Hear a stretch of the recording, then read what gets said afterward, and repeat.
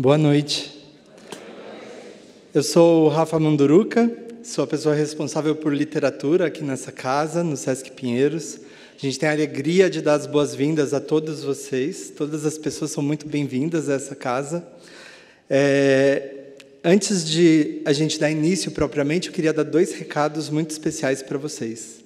O primeiro deles é que a gente compôs uma biblioteca aqui no Sesc Pinheiros. Ela fica lá no 3º andar. E ela começou a funcionar como uma biblioteca faz 1 mês. Então, esse é um dos eventos que marca a abertura dessa biblioteca. A gente tem ali um acervo com quase 4.000 títulos e boa parte deles já está circulando. Então, fica o convite para vocês também virem retirar livros aqui com a gente. O outro convite que eu tenho para fazer para vocês é que, na próxima semana, a gente vai ter um festival literário. Ele chama Palavrada. E são 5 dias de uma programação incrível, com muitos autores, autoras, cantores, cantoras. É um festival que vai misturar a cultura popular, a oralidade, a música e a literatura. Então, fica o convite. A noite de abertura, que vai ser aqui nesse palco, a gente vai receber Ana Maria Gonçalves para conversar com Anelisa Assunção, com a mediação da Calila das Mercês. Então, vai ser assim, um encontro histórico. Então, fica o convite para vocês. Todo mundo sabe, Sempre um Papo existe há quase 4 décadas, né? Um projeto idealizado pelo Afonso Borges, e que o Sesc São Paulo tem a parceria já de quase 3 décadas com esse projeto. Então, é uma alegria para a gente, todos os anos, renovar esses encontros e poder ouvir pessoas incríveis falando sobre os mais variados temas. Né? Nos últimos anos, nesses últimos 2 anos, a gente tem focado em questões ligadas aos objetivos do desenvolvimento sustentável. Então, hoje, a gente vai ter um bate-papo sobre mulheres que movem o mundo. Então, para esse bate-papo de hoje, eu vou convidar aqui ao palco a ministra Carmen Lúcia, a professora Maria Villani e a jornalista Semaia Oliveira.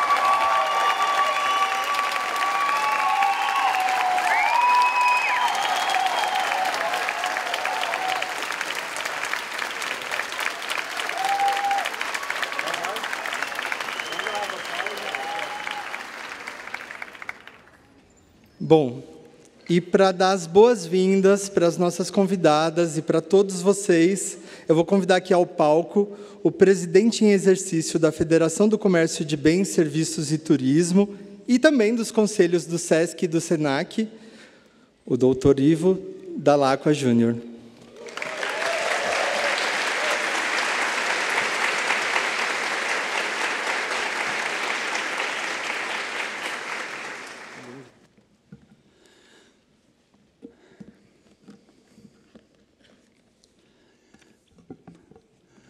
Boa noite a todas as pessoas presentes. Sejam muito bem-vindos, sejam muito bem acolhidos. Vocês não imaginam a alegria que nós temos de ter uma casa como essa, cheia de gente que traz seu coração para cumprimentar criaturas tão queridas e tão especiais aqui do nosso Brasil. Eu sou um homem branco, tenho 1,85 m, cabelos, os que restaram, grisalhos, olhos claros, e estou vestido formalmente com uma gravata azul marinho, um blazer azul marinho, porque a ocasião pedia um pouco de formalidade. Eu gostaria de cumprimentar as equipes envolvidas nessa ação, nossos parceiros e parceiras, assim como todos vocês aqui presentes.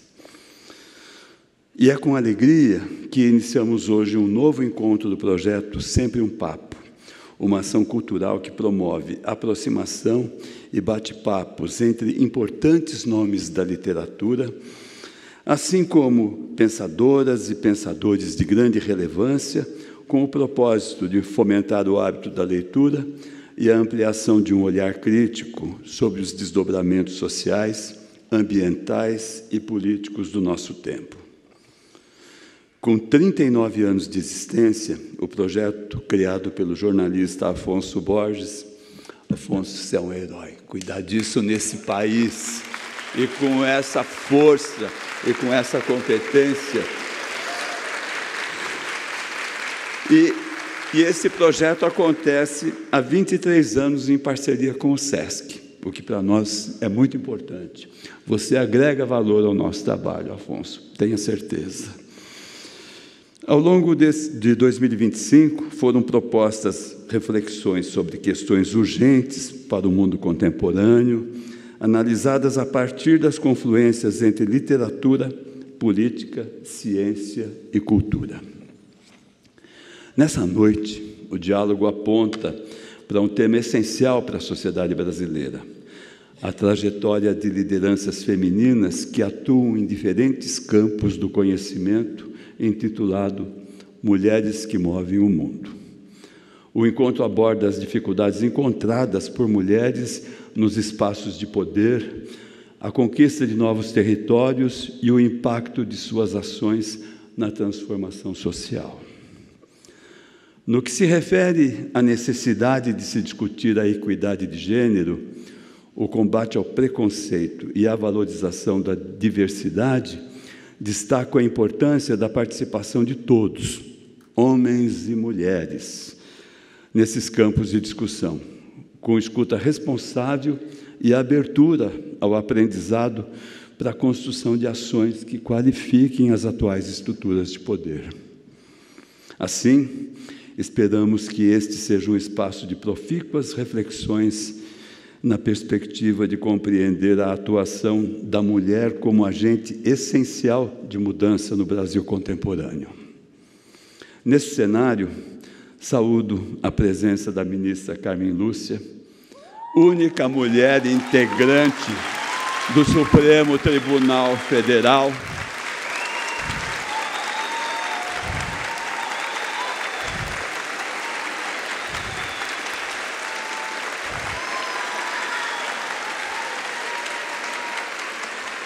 gente, única entre 11, numa sociedade em que as mulheres, num ligeiro número, são maioria nesse país.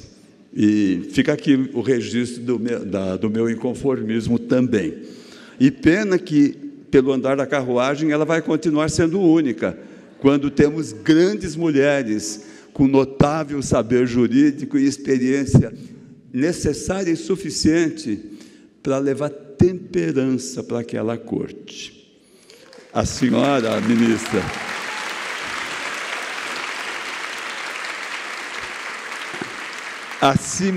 aí é uma opinião muito particular, a senhora, acima de qualquer coisa, me passa sempre essa imagem da temperança, porque até quando a senhora reclama dos 2000 anos de falta de espaço de fala, a senhora é elegante.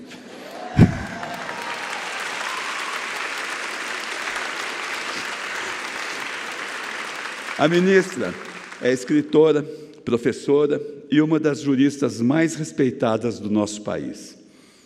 Para nós do SESC, é uma honra contarmos mais uma vez com a sua presença, ministra, que já esteve conosco no seminário Como Renasce a Democracia, em 2023. Marcante sua participação naquele momento. Deixou saudade, tenho certeza. Aproveito a ocasião para mencionar e agradecê-la, em nome da FEComércio São Paulo, SESC Senac, por sua participação no julgamento do acórdão em recurso extraordinário 789874-DF, de 17 de dezembro de 2014, de relatoria do saudoso ministro Teori Zavadski, que marcou a natureza jurídica de organizações como o SESC, reconhecendo seu caráter de interesse social, distanciando-se, contudo, das exigências formais da administração pública e firmando o entendimento de sua natureza privada. A senhora não imagina o conforto que nos trouxe e o estímulo para que a gente continue nossas ações, sempre em direção desse objetivo, sempre procurando cumprir nossa ação finalística com zelo e com responsabilidade, porque, afinal de contas, esses recursos são dos empresários que nos tornam depositários, e a entrega que temos que fazer é para os trabalhadores e suas famílias. Procuramos cumprir a risca e não desapontar ninguém. Muito obrigado, ministra. Gostaria de exaltar ainda a participação da ministra em nossa Corte Constitucional como baluarte de valores essenciais ao desenvolvimento da sociedade brasileira, que enxergamos com clareza em sua trajetória e que coincidem com os fundamentos que ancoram a existência e as ações do SESC. Sua presença no Supremo Tribunal Federal é motivo de orgulho para o povo brasileiro e reforça a necessidade de uma composição que preze pela diversidade nas diversas instâncias de poder. Saúdo a presença de Maria Villani, filósofa,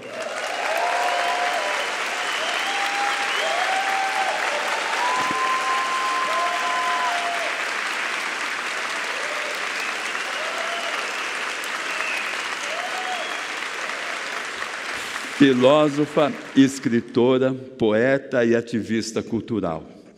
Membro da Academia de Letras dos Professores da cidade de São Paulo, Maria Villani já esteve em nossas unidades para ações formativas em literatura e saberes ancestrais.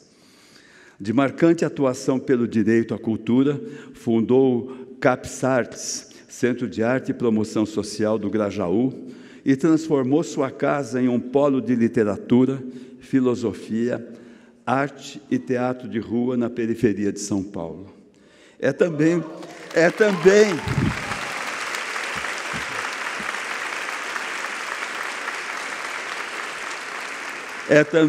mãe do artista crioulo, um dos grandes nomes da música brasileira.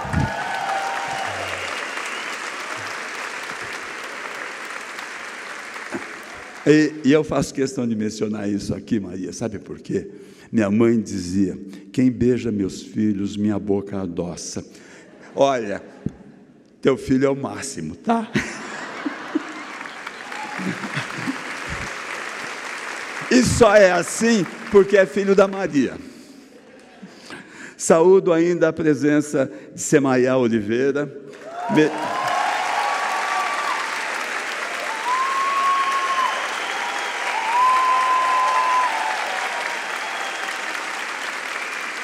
ela que vai ser a mediadora desse encontro.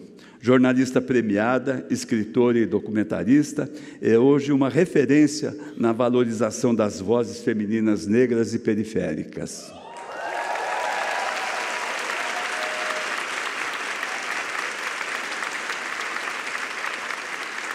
Considerando que idealizar uma sociedade igualitária, orientada pelo princípio de bem-estar social e se empenhar pela sua concretização, isto está entre as premissas do SESC desde sua criação há 79 anos.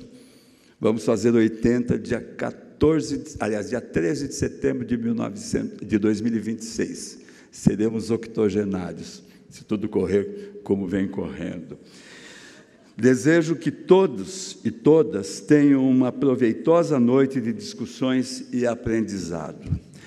Obrigado pela oportunidade de ser um pouco mais feliz falando com vocês nessa noite. Sejam muito bem-vindos a essa casa que é de todos.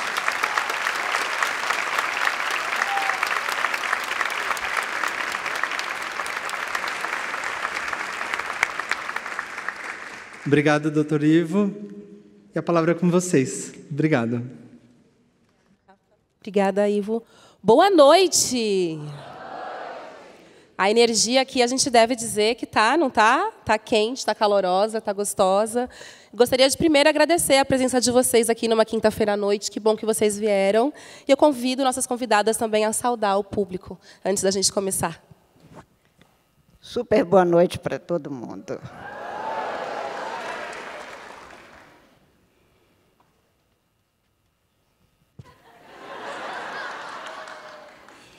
Obrigada. Obrigada por cada um de vocês. Sem vocês aqui, não faria sentido nós estarmos aqui. Estamos aqui por vocês. Muito obrigada. Ai, querida. Essas mulheres estão me emocionando desde lá de trás. Assim, tá ficando difícil para mim. Mas, gente, eu gostaria de começar lembrando do dia de ontem. Ontem foi dia dos professores e, por que não dizer, das professoras, né? A gente tem um número muito considerável e representativo de mulheres atuando não só na educação, mas na gestão das escolas básicas. A nossa representatividade, pensando no ensino superior, é menor, mas também é muito presente. E nós estamos aqui com 2 professoras hoje na mesa. E eu queria saber quem mais é professora aqui, porque em todas as edições Sempre um Papo tem bastante professor e professora. Olha aí. Parabéns pelo trabalho de vocês. Então, eu gostaria de convidar as nossas convidadas a falar de coração de professora para professores e professores, uma mensagem mesmo para essa profissão que é, muitas vezes, o primeiro contato dos conflitos ali da infância, né? Ali que muitas vezes acontece o racismo, o machismo, é ali que a gente precisa começar a gerenciar todas essas questões. E as mulheres estão muito nesse papel ainda, né? Da educação, seja nas instituições e também quando chegamos em casa. Então, eu gostaria de provocá-las a dar uma mensagem de professoras para professores. Maria Vilani. Obrigada. Professores, colegas, ser professor é ser, antes de tudo, um desafiador. Porque a gente assim, romantiza às vezes, né? Tem gente que vai para o sacerdócio, para a missão, quando, na realidade, ser professor é ser um profissional. E nós somos profissionais, e eu falo como professora da minha periferia, né? Eu trabalhei 23 anos em escola pública, com ensino médio e ensino fundamental 2. É muito difícil ser professor.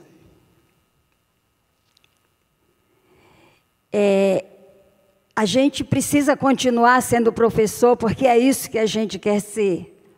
E a sociedade precisa de nós. Mas a gente precisa tomar consciência que a gente precisa lutar.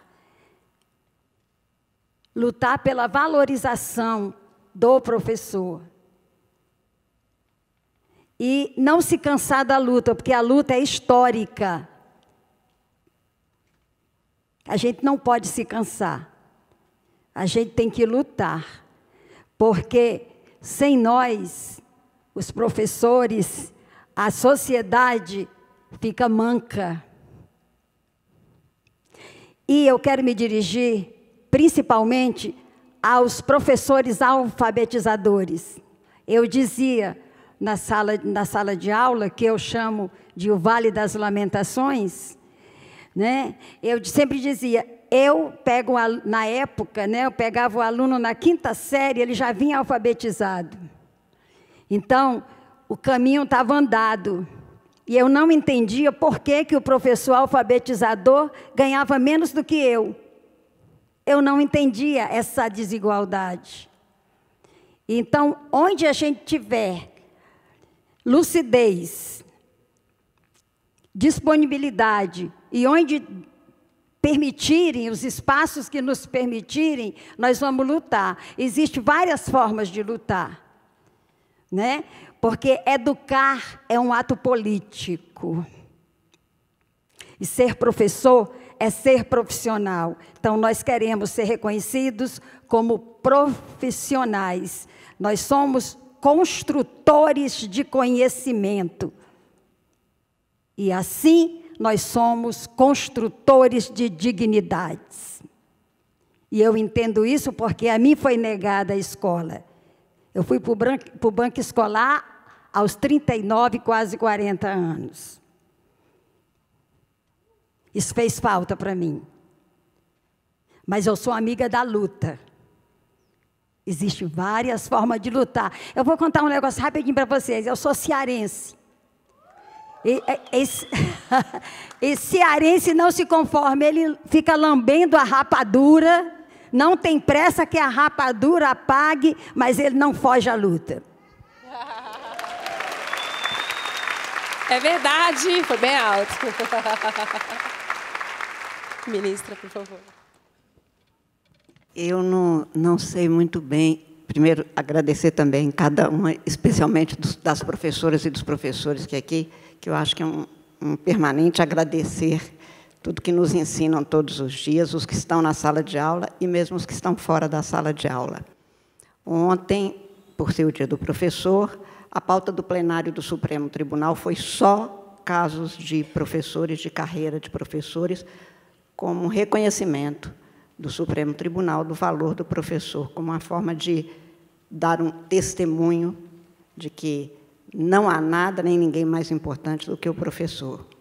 E, no início da sessão, eu pedi a palavra para dizer que eu queria que aquilo fosse expresso, que não apenas a pauta fosse feita considerando, e nós temos muitos casos de professores, porque há realmente litígios, como é tudo na vida, e para isso é que existe o Poder Judiciário num Estado democrático, mas que fosse mais do que isso, uma fala do Supremo, no sentido de que o Poder Judiciário brasileiro reconhece que não há nenhum profissional, mas para além do profissional, ninguém que esteja mais próximo de nós do que o professor. E eu dizia no final da minha fala que se eu tiver que 100 vezes nascer de novo, eu quero nascer com os mesmos pais e mestres que a vida me deu a sorte de ter. Porque não há nada mais importante, realmente, do que aquele que, tão próximo, que nos faz ter a disponibilidade de fazer que a gente seja aquilo que foi feito da gente. E eles fazem o que é feito depois e nos dá espaço para a gente se fazer do que foi feito de nós. Claro, o que é da essência de cada um é isso. Não é o que o mundo faz de você, é o que você faz do que o mundo faz de você. Mas aquele que se aproxima e te dá todas as possibilidades para você ter valores é que pode realmente ser o grande transformador do mundo. Eu não sei muito bem como é que é ser professor, porque a Maria fala tão belamente que a sociedade precisa do professor, o aluno precisa do professor. A minha questão é que eu preciso do aluno. Eu não consigo viver sem sala de aula, eu consigo viver sem tudo, mas o Afonso Borges sabe disso. Eu acordo às 3h30 da manhã toda segunda-feira para poder ter a condição de ir dar aula numa faculdade, que é onde eu sou professora de carreira há quase 40 anos, e porque eu não consigo, é como se fosse, me dizem, isto é um vício que você tem. Não, é um gosto. A vida é feita de gostos. Isto é o meu gosto, isso é o que eu sou. Quer dizer, outros cargos que eu tenho exercido e que exerço com o mesmo empenho, com a mesma honestidade, mas não tenho o gosto de estar na sala de aula. E quem é professor sabe disso. Aliás, eu acho que em toda vocação, estou falando da minha, é que quando chega no final do ano, que as férias se aproximam, eu, tão cansada, acho que está chegando a hora das férias e é bom.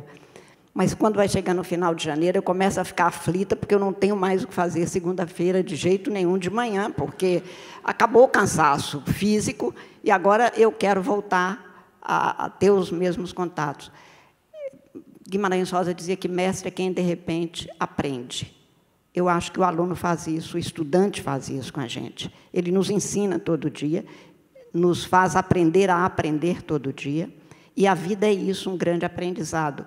Portanto, o professor desempenha este papel que é essencial. Eu não sei, Maia, realmente não sei, você diz, é o primeiro local de conflito as escolas. Eu sou professora universitária. mas é o primeiro também espaço de afetos construídos. Diferentes somos todos. Nós temos, digo profissionalmente, que nos termos da Constituição brasileira, nos termos dos tratados internacionais, nos termos do direito no mundo hoje, todo ser humano tem o direito de ser igual a todos os outros na dignidade humana. E temos o direito de ser únicos e, portanto, diferentes na nossa identidade humana. Não há duas pessoas iguais. E, portanto, nós temos esse direito a ser esta unidade que faz falta à humanidade. Então, a conflituosidade que possa ter, a carga de preconceitos, a carga de diferenças que, neste momento que nós estamos vivendo, tristemente, melancolicamente, é uma carga de virulentos ódios plantados e que as pessoas não se dão conta sequer de saber que não são seus. Dizia esses dias na sala de aula, vocês são os bobos. Vocês estão brigando por pessoas que nem sabem que vocês existem, e nenhum deles briga por vocês. Vocês perdem um amigo, perdem um irmão, perdem um compadre. Acha que alguém que está lá em Brasília vai brigar por vocês? Não vai.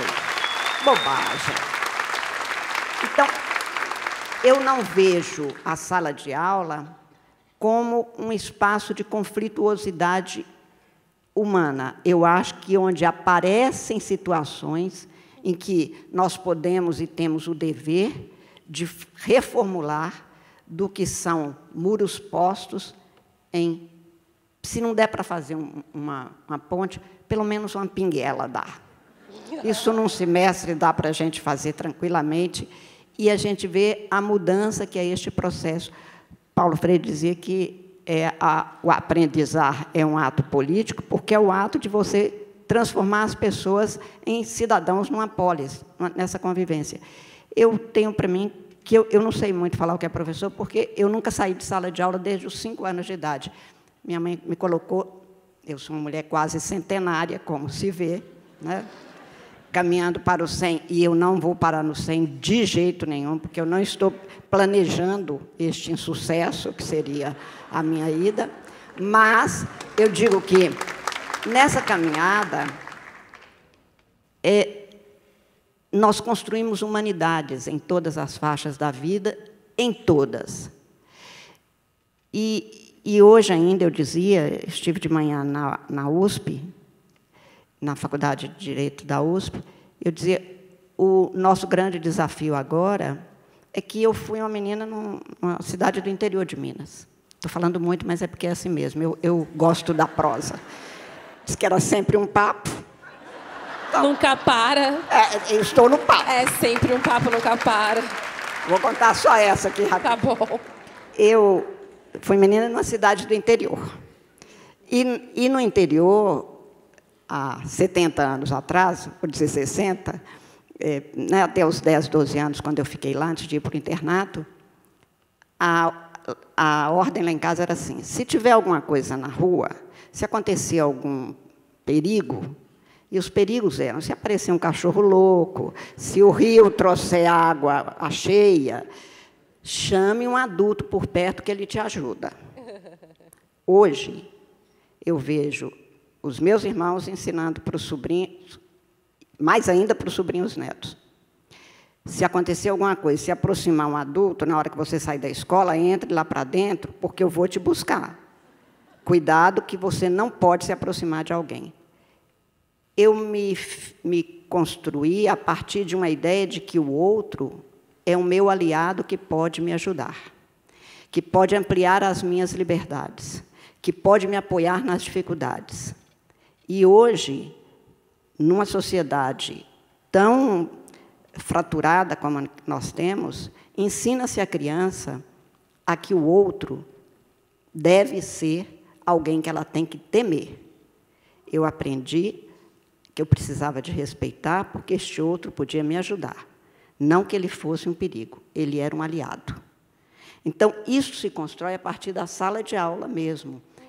Quer na sala de aula, na alfabetização, e aí, como eu digo, minha mãe me colocou eu fazia 5 anos em abril, me colocou no jardim de infância, que era, na minha geração, era isso. E aí eu nunca mais saí de sala de aula, porque eu fui direto para, né, o que tinha que ser, depois para o mestrado, depois para o doutorado, e fiz o concurso da PUC para voltar para a sala de aula como professora. Então, desde os 5 anos de idade, eu estou em sala de aula. Eu não sei o que é a vida fora de sala de aula. Eu fico imaginando, na hora que eu chegar aos 80, porque antes disso eu nem penso em aposentar, e imagino que eu vou arrumar mais um contrato provisório, precário, para ficar...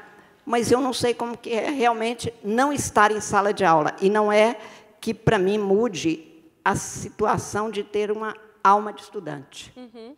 Eu acho que o professor tem alma de estudante, o aluno tem alma de estudante, que é uma comunhão verdadeiramente fraterna de aprendizados que a gente troca e vai se fazendo nessa tessitura de afetos. Sim. Claro, você tem, eu canso de dizer... Falavam na minha casa que eu não sabia. Essa menina não vai aprender muito aritmética, porque a minha irmã, que vem depois de mim 1 ano, é craque aritmética, o que vem antes. Tanto que um engenheiro, o outro arquiteta. Essa aí não vai aprender. Essa aí, coitada, ela tem uma dificuldade. Hoje eu falo assim, eu não tenho dificuldade nenhuma com a matemática, não, nem com números. Eu tive uma péssima professora.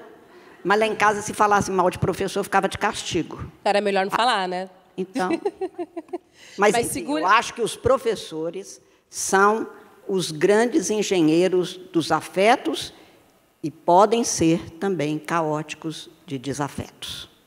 A responsabilidade de um professor é enorme. Nós estamos lidando com a alma, com a mente de todas as pessoas que convivem com a gente. Por isso, a função do professor é realmente missionária para mim.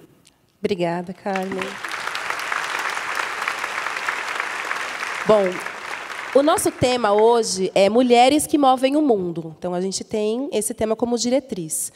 Mas aí, vamos trazer para o nosso chão, para o nosso cosmo, Brasil, então, mulheres que movem o Brasil.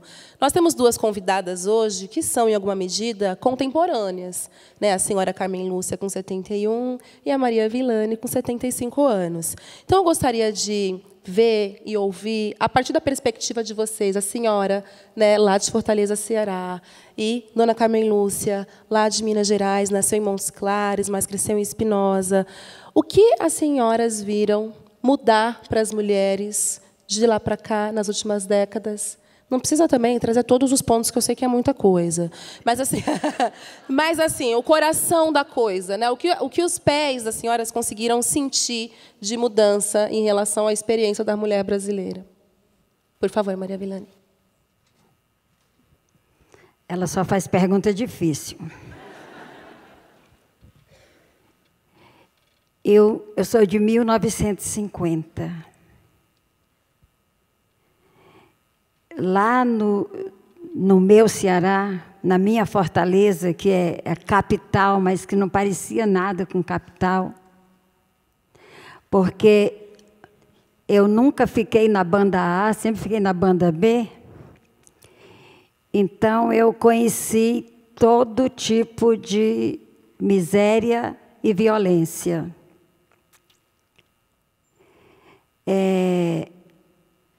Meus pais eram separados, e eu não sei o que aconteceu, que eu e meu irmãozinho ficamos com meu pai. Só que quando eu completei 8 anos, e meu irmãozinho 9, meu pai faleceu e uma família nos amparou.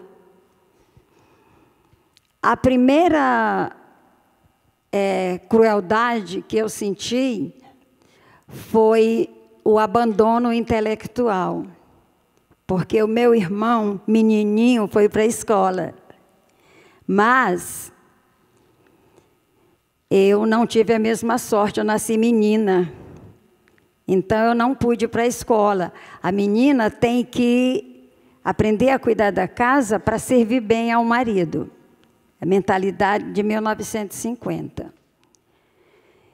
E eu cresci, adolesci nessa batida. E, aos 14 anos, eu reencontrei minha mãe. Foi uma mudança, assim, maravilhosa. Ela estava casada, já tinha outros filhos. E o que mudou da minha infância para a minha adolescência é que eu troquei de ambiente e nada mais. Cresci, trabalhei, casei, vim embora para São Paulo.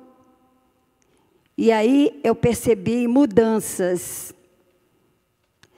Talvez eu não tenha visto as mudanças quando eu era menina e adolescente, talvez eu não tivesse repertório.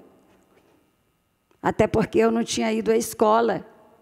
E eu não tinha direito a passeios, nem a viagens, porque quando você viaja, você aprende um bocado de coisa, né? Então, a mim tudo foi negado. Quando eu era criança, mesmo sem saber ler ou escrever, eu tinha duas paixões. As nuvens no céu, porque eu conseguia desenhar na minha imaginação, e os homens instruídos na terra. Eu achava lindo a pessoa que sabia falar, sabe? E eu copiava. Eu queria falar igual. Eu achava aquilo maravilhoso. Então, eu tinha duas paixões. Muita violência, porque eu sou da época da palmatória. A gente apanhava muito, muito, muito mesmo. Mas também, para que você foi ficar órfão, né? Uma coisa eu gostaria que mudasse. É em relação à orfandade, viu, ministra? Porque os órfãos, ou seja, as pessoas em situação de orfandade, crianças e adolescentes, eles sempre ficaram ao encargo da família. E muitas vezes a família é carente, sabe, do recurso financeiro. E muitas vezes ela é carente de sensibilidade. Não existe uma alteridade, uma empatia com o órfão. Eu gostaria muito que o Estado, não é que assumisse, mas que fosse parceiro das famílias que acolhem as crianças em situação de orfandade. Eu estou aguardando essa mudança e não gostaria de partir, porque eu não tenho plano também de ir logo não, viu? De jeito nenhum. Né? Mas eu gostaria. Mas uma coisa que aconteceu, uma grande mudança, quando eu cheguei em São Paulo, que eu fui morar lá no Grajaú, fui morar numa casa que era o banheiro do lado de fora, tinha um poço que a gente puxava água assim na mão, tinha um tanque, tinha um raidinho de pilha que pendurava enquanto eu lavava a roupa. Aí eu estava lá com o professor Cleiton, que eu acho que ele está aí, meu filho, né? Está ali, professor Cleiton. Professor Cleiton!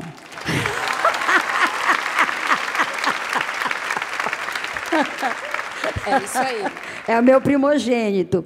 E o Kleber, que vocês conhecem como crioulo. Estavam os dois no bercinho e eu estava lavando as roupinhas deles. Quando eu vim de Fortaleza para cá, passem vocês. Na bodega do seu Moisés, o que é bodega lá no Ceará? Bodega é uma mercearia pequena, que vende tudo. Gente, estava pendurada a carta de ABC, a tabuada e no meio a palmatória. Olha que símbolo maravilhoso, né? Palmatória fazia milagres. Eu estou no tanque lá no Jardim Remberg, no Grajaú, lavando roupa, e o raidinho a pilha, no programa Eli Correia. O Eli Correia falou para mim assim: já abraçou seu filho hoje? O pensamento foi lá na palmatória, na carta de ABC, na tabuada. Eu falei, olha, é diferente. Primeira grande mudança. A segunda, quando eu levava o Cleiton e o Kleber, né, para a escola, eu conheci uma grande mulher que faleceu recentemente, que é a Adélia Prates, a líder do movimento feminista no Grajaú, a fundadora da Associação de Mulheres do Grajaú. Naquela época a gente não tinha telefone nem em casa, nem na rua. No Grajaú tinha um telefone numa rua e 8 não. Aí, era desse jeito. E essa mulher fazia um trabalho de pé de orelha. Ela ia nas mães que estavam esperando os filhos e convidava para ir para a Associação de Mulheres. E foi assim que eu entrei no movimento feminista, a segunda onda, e que eu aprendi muito, aprendi solidariedade, aprendi fraternidade. Eu falei, gente, é diferente. Então, tinha um grupo de mulheres que se revezavam, os filhos no Grajaú, na Associação de Mulheres, as crianças eram filhas de todas as mulheres. Todas as mulheres eram mães. Então, aquelas que iam fazer passeatas, as reivindicações de seus direitos, ficava um grupo de mães cuidando das crianças de todas. Da outra vez, revezava, não é? Então, foi outra grande mudança. Então, eu agradeço ao universo por ter visto essas mudanças. E eu continuo vendo mudanças, porque quando eu comecei a fazer movimento de cultura no Grajaú, eu fiquei assim, boquiaberta, porque eu queria fazer uma Praça da República lá no Grajaú. Só que tinha um líder do bairro lá que não deixou. Eu fui falar com o administrador regional. Ele falou, deixa quieto. Melhor você não mexer com fulano. E aí eu fiquei sem fazer, eu conhecia as mulheres artesãs, mas elas não tinham como vender o que elas confeccionavam. E aí eu comecei a fazer feira itinerante. E aí fizemos uma oficina de artesanato, era uma coisa coletiva. Então eu vi essas mudanças. Aí a grande mudança é que de um movimento pequenininho, hoje Grajaú tem eventos que envolvem arte, cultura e educação de segunda a segunda. Para mim, é uma grande mudança. E a senhora é uma das revolucionárias principais para que isso tenha acontecido. Então, muito obrigada pela sua dedicação a essa cultura, a essa construção de cidadã tão enriquecedora. Ministra, por favor. Olha, eu acho que há muitas mudanças, está muito longe do que a gente quer e do que a gente espera, em termos dos direitos, eu vou dizer das pessoas, porque ninguém participa de movimento. E até eu vi também nosso presidente do FEComércio dizendo do mote do encontro, Mulheres que Movem o Mundo. Eu acho que é um mundo que move as mulheres que resolveram entrar na gingada do mundo. Porque nós não temos mais um movimento de mulheres, nós temos mulheres em movimento permanente no mundo hoje. Esta é a mudança. É que, quando a gente pensa no dia 8 de março, quando as russas saíram de suas casas com aquele frio durante a Segunda Guerra Mundial e pediram pães para os nossos filhos, paz para os nossos maridos que estavam na guerra. Nós continuamos pedindo pães para todos os filhos de todas as mulheres e homens do mundo, porque nós estamos vivendo uma fase em que, com 72 guerras hoje no mundo, talvez uma tenha, pelo menos, caminhado para terminar nesses últimos 3 dias, mas com todos os destroços nas almas, nas mentes, para além dos muros, nós continuamos a pedir pães para todos, porque os degredados que nós vemos, eu achava que era só uma parte de uma oração que eu rezava. E hoje eu vejo que há os degredados, que nem sei se são filhos de Eva, para serem acolhidos no coração de alguém. E, portanto, eu vejo que hoje estamos falando neste processo de movimento permanente. Eu tenho uma experiência, Marion, diferente, porque eu tive uma grande sorte, e aí é uma sorte no sentido mesmo das oportunidades que a vida oferece. Meu bisavô, o velho Antônio Sepúlveda, teve 6 filhas e 5 filhos. E os filhos iam para o grupo escolar, e ele mandou vir, Espinosa é quase divisa com a Bahia, 6 quilômetros da Bahia. Ele mandou vir de Salvador professor de todas as matérias que os filhos dele estudavam, porque as mulheres não podiam ir. Eu estou falando do final do século XIX. Então, na casa dele ficavam hospedados professores de português, professores de história, professores de ciência.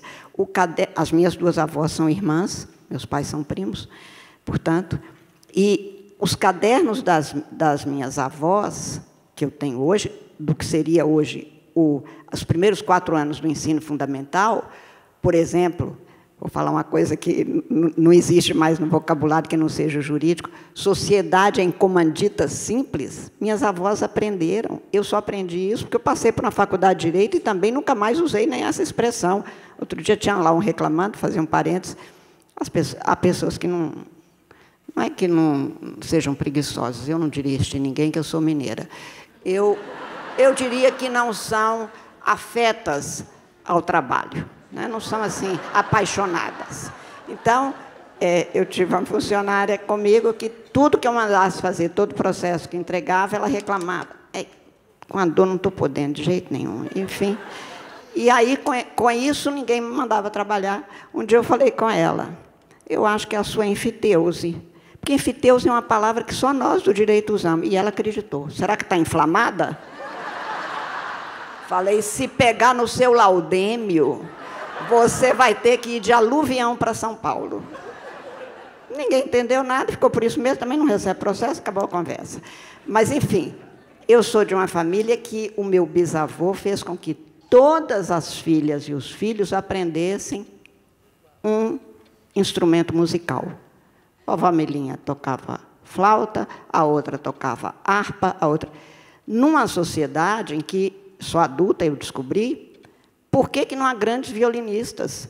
Meus irmãos tocam violão, a minha, a Luísa, a Marisa, a Denise, mandaram estudar piano. Claro, porque você põe o violão debaixo do braço e vai para a rua. As menininhas são para ficar bonitinhas, na hora que chega a visita, chama, e, portanto, nós temos grandes pianistas na humanidade. Violonistas é muito mais recente, porque, a não ser que seja uma Chiquinha Gonzaga que põe o piano na cacunda e vai à luta, realmente nós não temos, por uma sociedade que é construída o tempo todo e que a gente não nota de jeito nenhum. Quer dizer, as histórias infantis nos levaram a esta situação que só agora a gente começa a questionar. Não, porque, olha, é para ir pela estrada do Rio, não pode passar pela estrada da Floresta. Aí chega a adolescência e a gente descobre que adora um lobo mau. Eu vou pela outra estrada porque eu gosto de lobo mau, eu não gosto de peixinho. Pronto, aí está tudo desmontado. Mas até você chegar a isso, é uma vida. Então, quando você tem alguém com essa ideia, meu bisavô criava no quintal, naqueles tempos que não tinha nada disso, era proibido, uma jaguatirica. E então dizem que perguntavam para ele, mas, senhor Antônio, o senhor tem 6 filhas, o senhor não tem medo dessa jaguatirica? Ele dizia, não, dela se aproximar das meninas? Não, ela sabe o que faz, ela sabe que são 6 feras aqui dentro, ela não se aproxima, ela tem cuidado. Nós fomos, portanto, criados todos, na geração da minha mãe, para trabalhar. E, na minha casa, a mamãe era professora até que eu nasci, que sou a terceira da família. Ela se arrependeu até morrer de ter parado de dar aula e falou isso. E, portanto, lá em casa, podia até casar, desde que não parasse de trabalhar e que tivesse uma profissão. Que ela dizia, não criei filha para depender de ninguém. Nem de homem, nem de mulher, nem de ninguém. Filho e filha tem que cada um cuidar da sua vida. Casamento é por amor que a gente faz, é por amor que a gente fica, não é por dependência financeira. Eu sei que isso é um diferencial. Eu tive primas que diziam eu preferia ser filha da tia Nésia, porque era muito fora do que era o que é o mais comum na minha geração. Essa é uma sorte grande para mostrar, e por isso ontem eu dizia no plenário do Supremo, eu continuo querendo, 100 vezes eu tiver que nascer, 100 vezes eu tiver que morrer, eu quero nascer e morrer no Brasil e quero ter os mesmos pais e mestres que eu tive, porque é uma grande sorte. Os erros são meus mesmo, os pecados eu cometi, mas os acertos me foram muito, muito, muito primorosamente ensinados para que eu me comportasse bem na vida, pelo menos com os outros e com aquilo que eu acho que seja a minha vocação. A diferença que eu vejo é que, na geração da minha mãe, que hoje teria 100 anos, pouco mais, ela não tinha como, e eu vi dos meus tios ainda, dia do aniversário da fulana. Então, eu estou pensando em trocar o fogão dela, de presente, de aniversário, porque a cozinha era dela. Isso estava estabelecido. Depois eu também aprendi, deduzir, né, por que nós estudamos a história, escutamos a história da gata borralheira, porque o borralho é da gata, é da gatinha. Fica quieta, não faz barulho, não, que um príncipe vai chegar e te tirar daqui. Se fizer barulho, aí... É tudo construído nesse sentido, e nós fomos desconstruindo paulatinamente. E eu, Semaia, chego a esta fase na minha vida, eu falo assim, eu acho que nós, mulheres, temos os mesmos direitos de falar, de ponderar, de participar de tudo, com competência. Eu não quero nem um homem, nem uma mulher, nem um negro, nem um indígena, e ainda ontem eu recebi um grupo de indígenas dizendo isso. Nós queremos indígenas que sejam indígenas nos cargos, ministra, porque colocam lá alguém que se declare que nunca foi de uma comunidade étnica. Eu disse a eles, eu entendo perfeitamente, porque nós temos mulheres competentes, sérias no direito para participar de qualquer tribunal do país, de qualquer julgador do país. Eu quero juízas e juízes competentes, independentes, sérios, porque esses cargos são cargos que se exercem para o outro. E o que nós andamos foi que nós podemos falar isso. E, portanto, as nossas pautas não são pautas de querer apenas estar presentes, mas de ser partícipes do processo político, de participar, de ser parte e partícipe no sentido de saber que estar com os outros e pelos outros é muito importante para que a gente tenha as humanidades. E, rapidinho, só para terminar, hoje de manhã, na USP, eu lembrava um professor que eu tive de filosofia do direito, que acho que foi um grande professor, e eu até citei no último trabalho que eu fiz, no mais recente, o último não, o último está longe de ser, mas o mais recente, eu citei o professor Gerson Bozon, que ele dizia assim, eu não tenho medo de onça, porque a onça não desonça. Eu não tenho medo de gato, de animais em geral. A zebra não deszebra. No entanto, a gente fala do outro assim, fulano é muito desumano. Ou a gente fala como se fosse natural. Essa política é muito desumana, estamos nos desumanizando.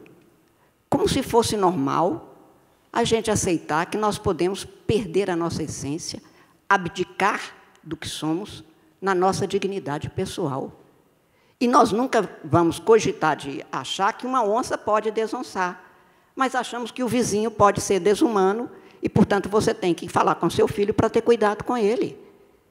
Isso é alguma coisa de uma sociedade que perdeu o próprio prumo. Não nós, mulheres, apenas. Nós fomos um lado posto para não disputar poder, ponto. Mas, de todo jeito, estamos falando, estamos cientes disso, e este é um diferencial de manter a nossa integridade humana, que hoje está mais em risco, talvez, do que nunca, nesses tempos de tecnologias e de máquinas que dominam como se celulares fossem extensão da mão e, durante o dia, você recebe milhares de mensagens sobre as quais você não é capaz de ver com atenção, não é capaz de saber a variedade, não é capaz de criticar, mas o cérebro absorve e você está renunciando à sua liberdade, que é a essência da sua dignidade humana. Nós, mulheres, continuamos lutando para que, de uma sociedade de mulheres e homens íntegros, mantendo a própria integridade e a dignidade, nós sejamos capazes de fazer da vida uma aventura boa para se viver. Eu não quero realmente, nessa altura da vida, nem falar mais muito em paz, como a gente fala no direito, porque, de repente, se todo mundo está querendo Nobel da Paz, então, para mim, a concórdia está de bom tamanho. Vamos concordar que podemos discordar. É isso que eu quero. Eu acho que a gente pode caminhar pela concórdia, porque nós concordamos que podemos discordar, sem ser inimigos, sem ser chato, discordamos aqui, mas é um diálogo. não a sociedade de monólogos. Fizeram monólogos entre os homens e nos deixaram inteiramente à látria. Era isso dos meus tios dizer. Aniversário da fulana, estou preocupada, acho que eu vou comprar um liquidificador novo para ela. Se um homem falasse isso comigo, eu colocava ele dentro do liquidificador e já fazia uma vitamina. Que eu acho que deve até ser bom. Porque homem é o ser que nos dá alegria, e eu gosto muito de homem. Então, eu acho que era um bom líquido.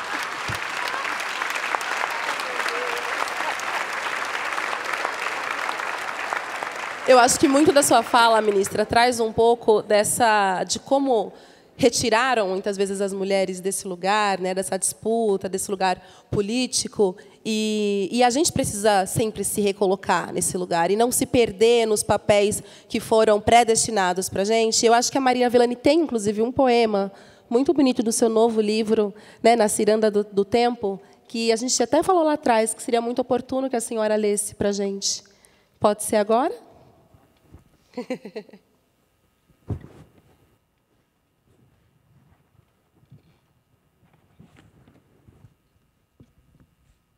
que silêncio.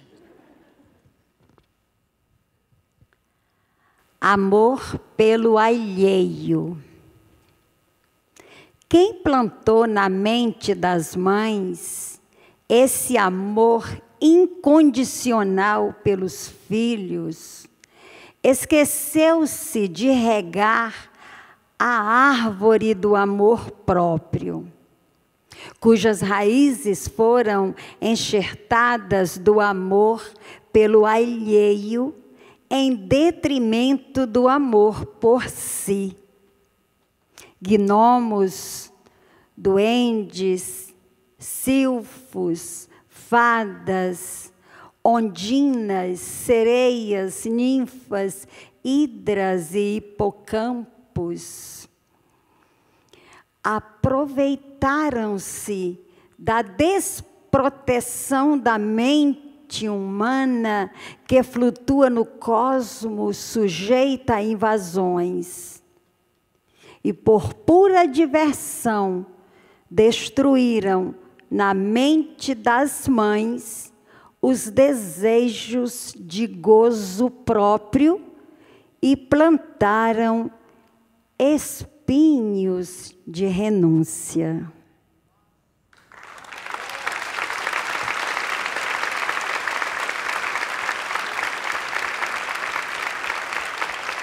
Falei para ela, pegou pesado comigo esse daí.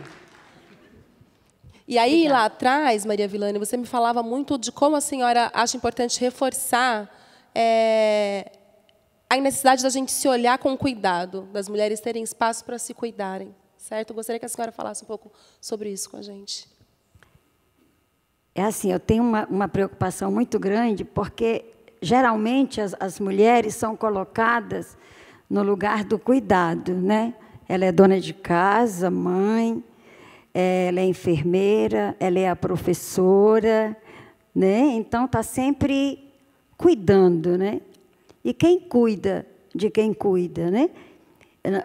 Quando eu estava ativa na escola, eu sempre conversava com os colegas, porque a gente chegava na sala dos professores, cada um tinha uma queixa, mas não tinha ninguém especial para ouvir essas queixas, né? Para ouvir e fazer alguma coisa, não é? Então, o professor, ele adoece. Certa vez eu fui marcar uma consulta no Hospital do Servidor Público Estadual e a área estava interditada, eu tive que rodear ir lá pela psiquiatria. Eu levei um susto de tantos professores na psiquiatria. Gente, eu não sei o que significa isso, mas dá para a gente pensar sobre isso, né? Então, assim, a gente precisa, já que não cuidam de nós, nós precisamos cuidar de nós. Nós precisamos nos colocar na agenda, né? Porque, assim, você tem uma casa e, se a torneira quebra, você já manda consertar. A luz está piscando, você já já troca a lâmpada. Se o carro dá um problema, você vai ao mecânico, você sujou, sujou, já manda lavar, já dá brilho no carro, né? O carro é um negócio sério, né? É seríssimo, porque parece que faz parte da... Não deixa de ser a extensão do corpo, né? Mas não precisa ser tão assim, né? Tão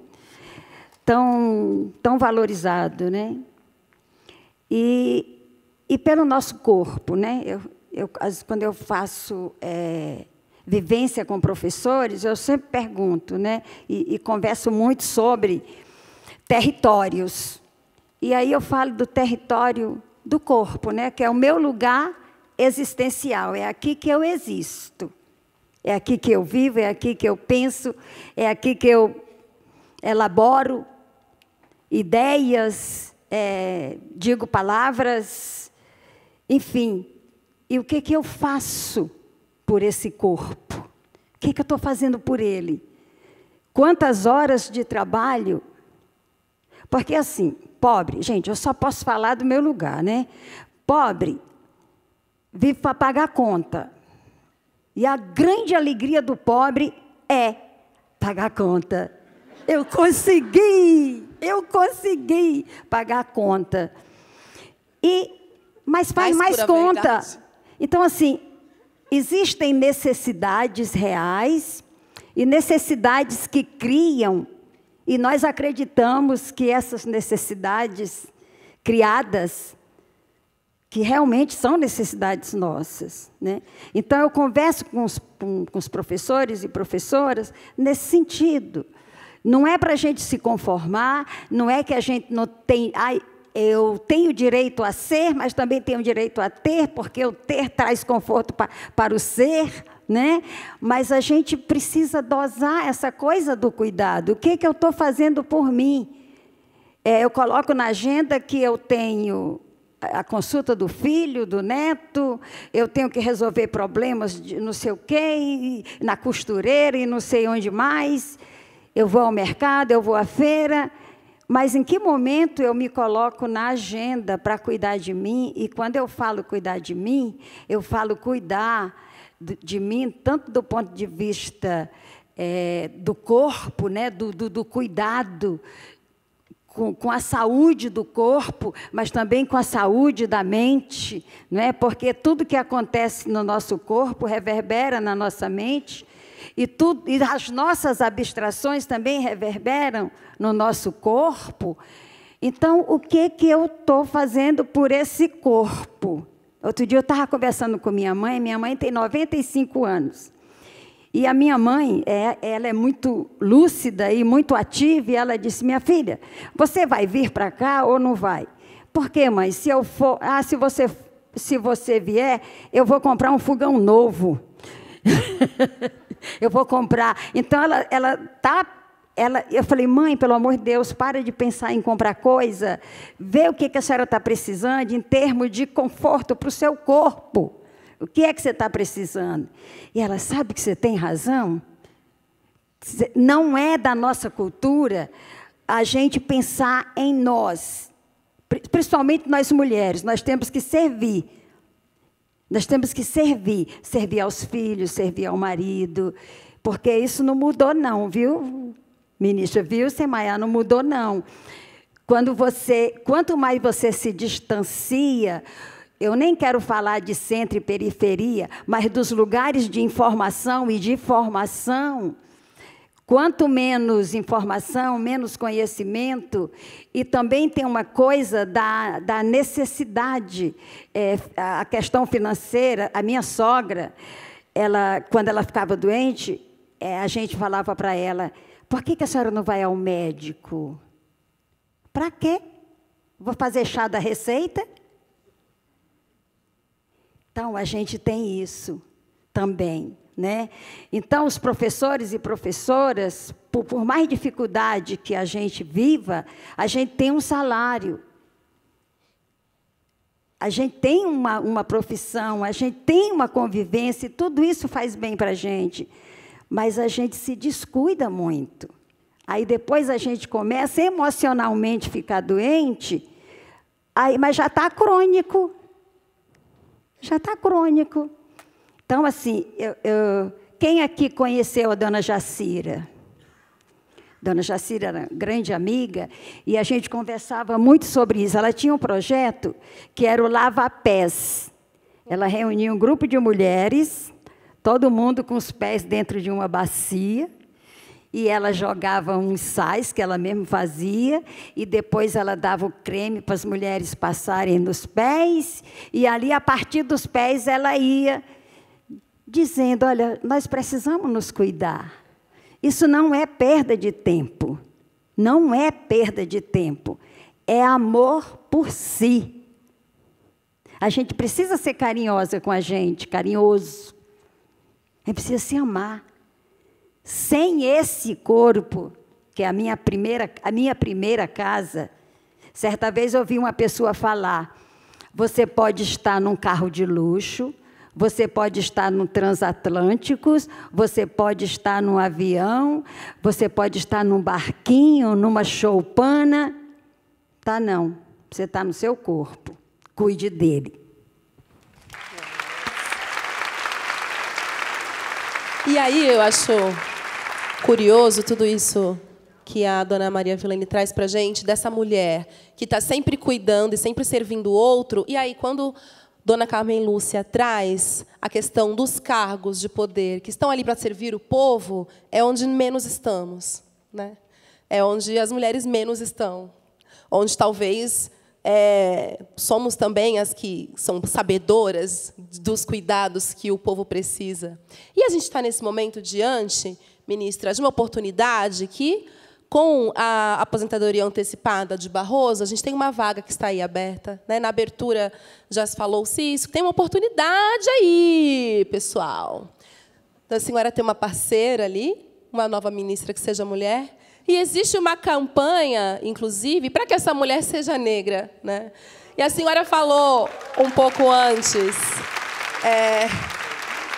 e eu sei que a senhora já se posicionou sobre isso outras vezes, e um pouco antes a senhora trouxe na sua fala o quanto é importante. Outras vezes e em outras vezes eu falarei. Nesta não, porque tem aberto. Eu não posso me manifestar por uma coisa que é da minha casa. Se eu fizer um pedido dirigido a um presidente da República, amanhã ele pode pedir alguma coisa à juíza. Desta vez eu não falo, não.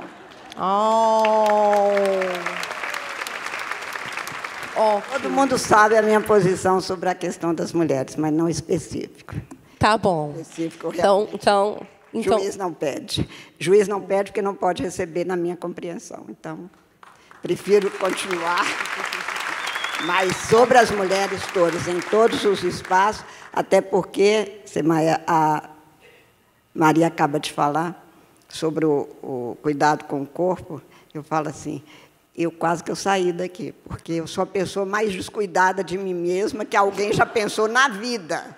Até porque eu trabalho, em alguns dias, 18 horas, e, portanto, não é nem por causa de filho, nem nada. É o cargo que hoje eu ocupo, que ocupo com muito gosto, não tem nada de errado nisso. De jeito não estou reclamando. Não estou reclamando, apenas estou constatando.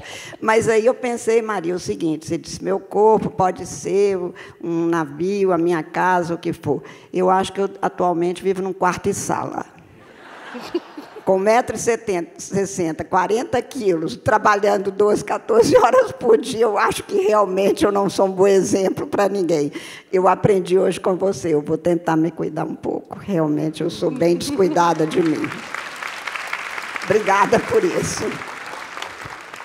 Mas, então, eu gostaria de ouvir a senhora, como também presidente do Tribunal Superior Eleitoral, a gente está nas vésperas de uma eleição. E aí a violência política de gênero, a violência política racial também é uma realidade para as mulheres. Acho que nós estamos na linha de frente do cuidado, do dia a dia, essas mulheres que a senhora viu tanto lutar e ainda lutam no Grajaú, em tantas outras periferias, é esse corpo que está sempre diante da disputa e da luta. Mas, quando vai adentrar esses outros espaços, a pressão é tão grande de expulsão que muitas vezes não conseguem se permanecer nesse lugar. Então, qual é a importância da gente criar ferramentas para que a presença dessas mulheres, quando elas chegam nesse espaço político, não seja, né, tão violentada? Esse é um dos maiores questões que nós temos hoje no Brasil. Na verdade, o que nós temos? Por exemplo, nós temos aproximadamente 18 mil juízes no Brasil hoje. Desses, nós temos 34%, 37% de juízas. Tem algumas aqui, como a doutora Tereza, que é uma grande juíza, que hoje me ajuda muito. Então, nós temos, no concurso, passam hoje homens e mulheres, porque algumas coisas precisam também de ser esclarecidas. Nós só temos mulheres em faculdades e faculdades de Direito da década de 50 para cá. Então, dizer que no Supremo, há 134 anos, só teve 2 mulheres, não tinha mulher nem em faculdade de Direito. Então, não chegaria mesmo lá. Nós temos que dizer, hoje nós temos 52% do total de advogadas e advogados no Brasil são de mulheres. Desses, entre esses, há um grupo enorme de mulheres muito qualificadas, de grandes advogadas, como há grandes juízas. Nós temos, se a gente for colocar as mulheres negras na magistratura, são hoje 8%. Então, nós temos que ter uma mudança na sociedade grande, porque, quando se fala nos homens que chegam, nós passamos nos concursos, mas, para chegar aos órgãos mais hierarquicamente superiores na escala administrativa, as mulheres não chegam. Então, hoje nós temos na Justiça do Trabalho paridade de homens e mulheres. Basicamente, é por concurso e as promoções, agora, desde 2023, todos os cargos que forem para serem escolhidos nas promoções têm que ser uma vez um homem, uma vez mulher, ou, se não tiver mulher, se compensa isso na sequência. Mas isto é de 2023, que foi fixado. Quando eu presidi o Conselho Nacional de Justiça, eu determinei que, em todos os concursos, as bancas tivessem homens e mulheres. Porque, se a banca é composta só de homens, as questões já são feitas de uma forma diferente. A tranquilidade de uma mulher, quem fez concurso público aqui sabe, ou qualquer concurso sabe, a gente, na hora do nervosismo, chega lá, está diante de uma banca formada por homens, isto tudo altera para nós, para todo mundo. Então, nós temos que mudar uma cultura, e se mudam através desse tipo de comportamento, de atos como este, até se chegar. Em muitos casos, nós temos uma cultura que é machista, que é sexista. Nós temos os homens que, depois do futebol, se encontram não sei aonde, que é o célebre Clube do Charuto. Claro, um conhece o outro, depois, na hora que tem uma promoção, sabe aquele que eu te apresentei no futebol? E nós, mulheres, somos formiguinhas. Nós vamos do trabalho para casa. Então, na hora que tem uma promoção, eu tenho que apresentar alguém que ele nunca viu na vida para ele, por exemplo, votar para chegar no Superior Tribunal. Os homens têm, e eu não fico contra o Clube do Charuto. Eu acho que nós, mulheres, temos que criar o Clube do Perfume. E nós temos que ter os nossos horários de ir para o teatro, os nossos horários de ir para o show, de isso que a Maria falou, de encontrar com as amigas.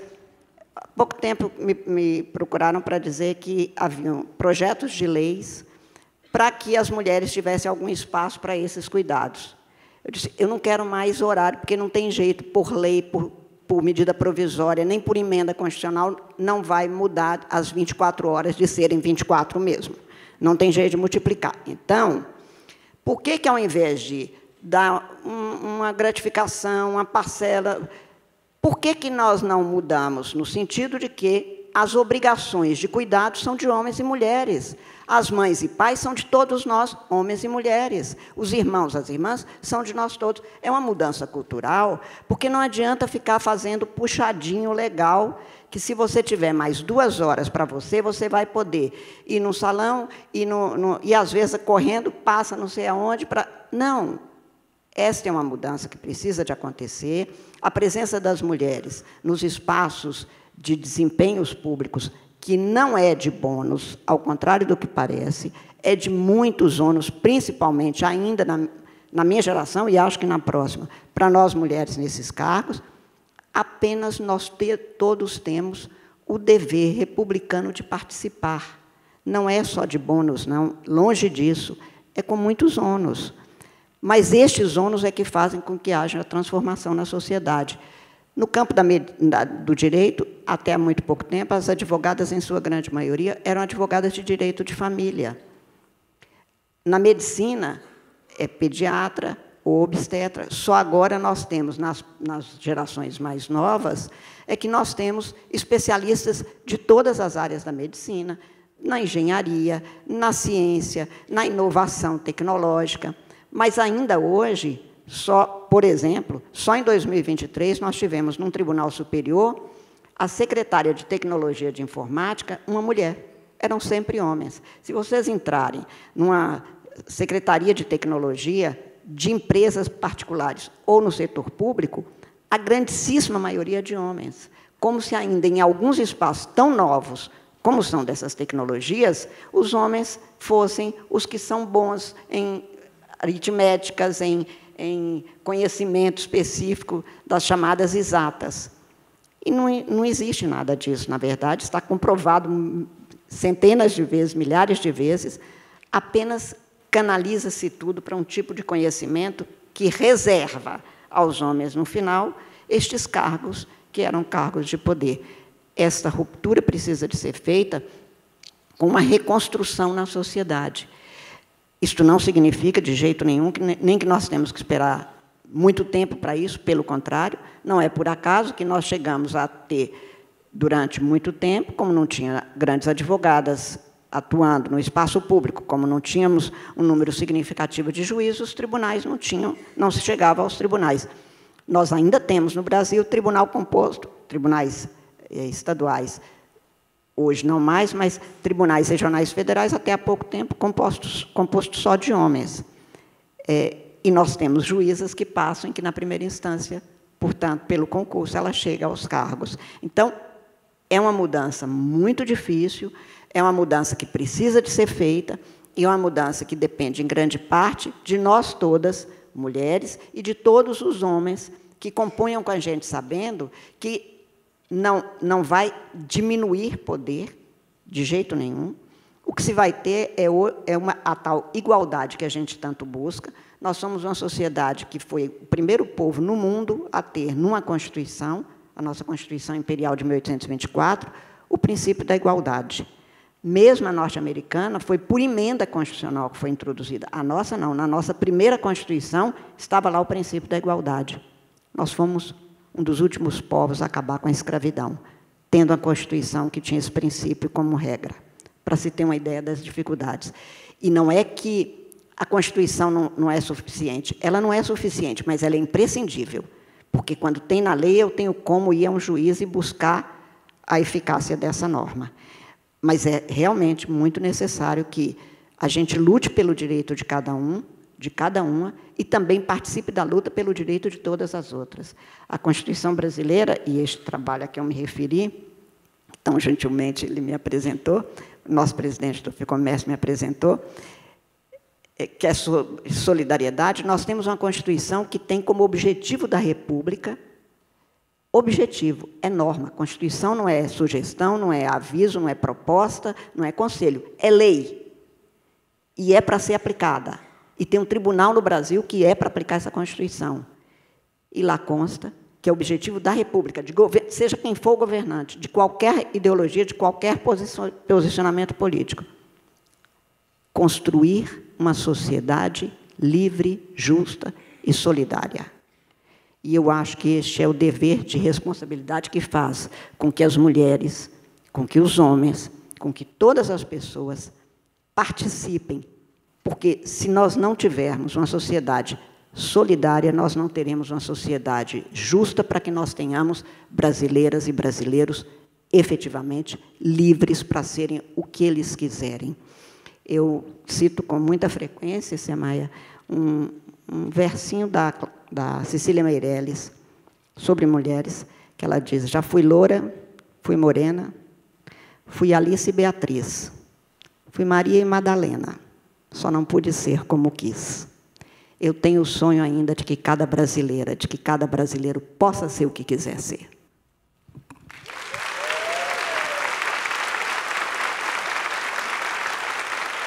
Inclusive, ministra, eu acho que essa sua fala dialoga muito do que você trabalha nesse livro, né? Direitos de para todos. Se a senhora quiser separar um trechinho enquanto eu jogo, não?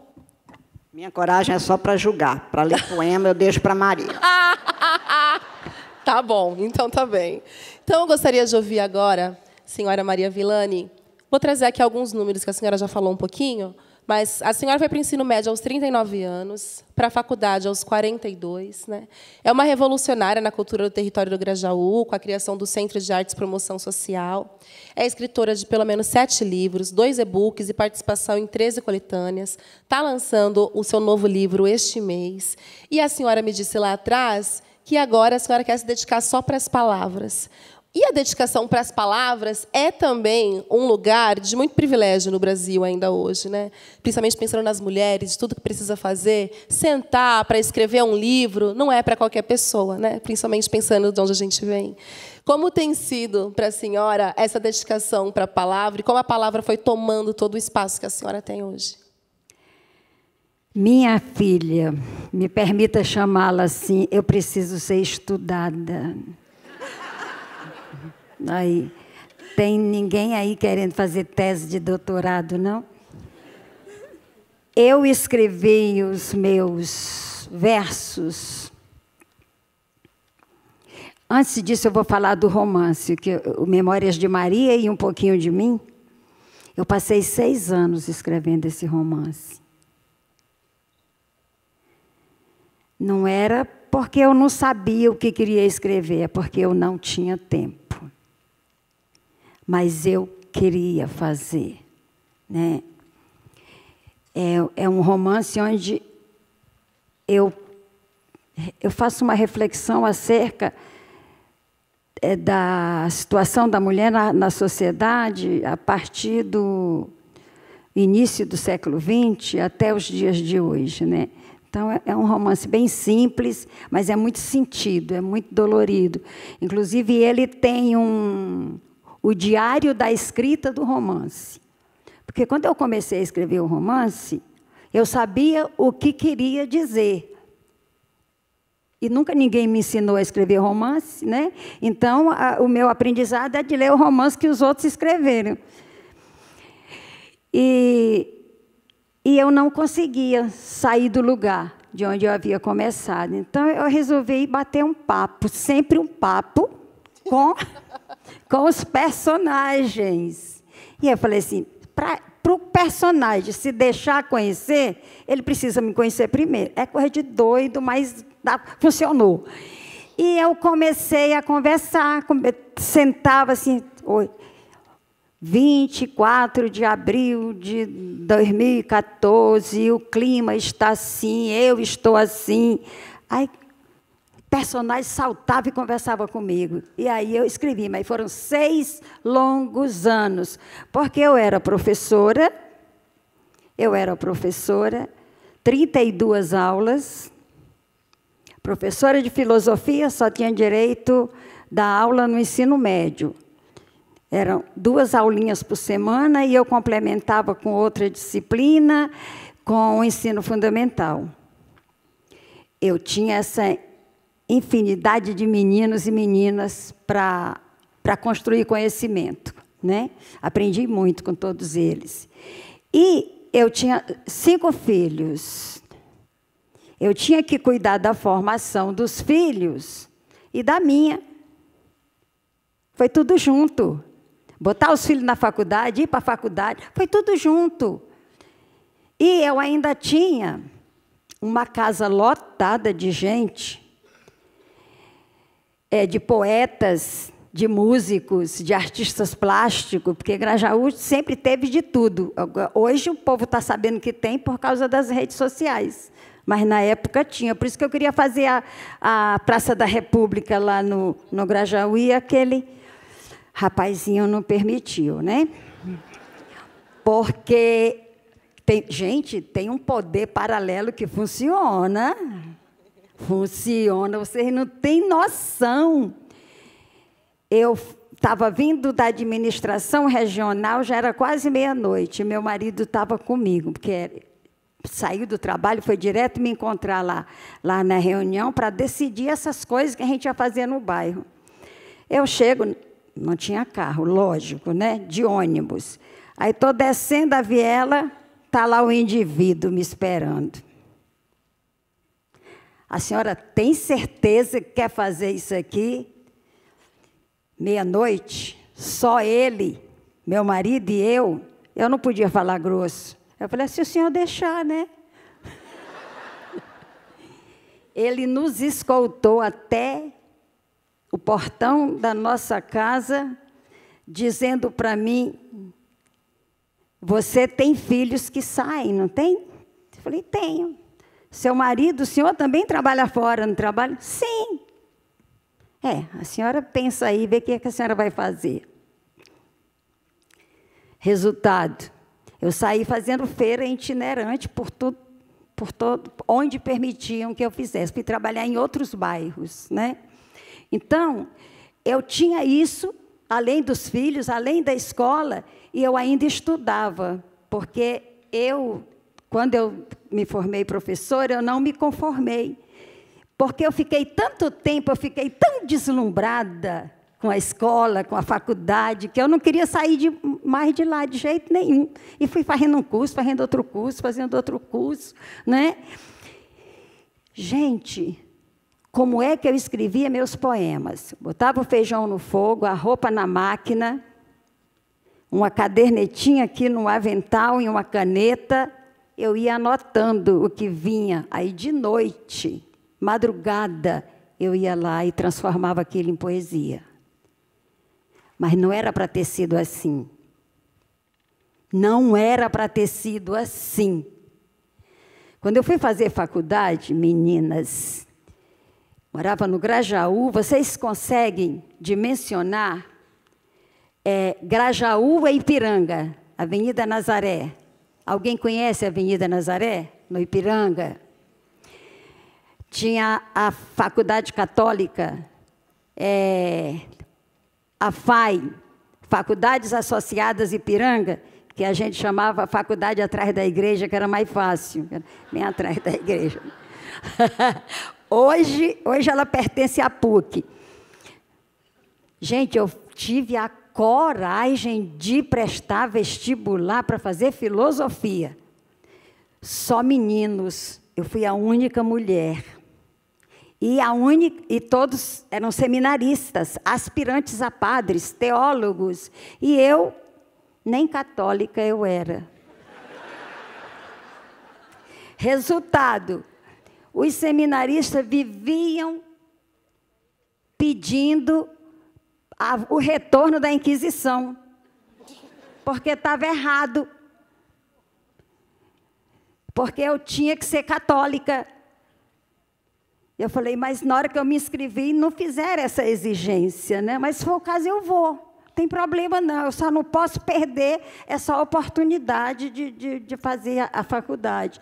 Então, minha vida foi toda desencontrada, viu? Por isso que minha fala é desencontrada também. Tá?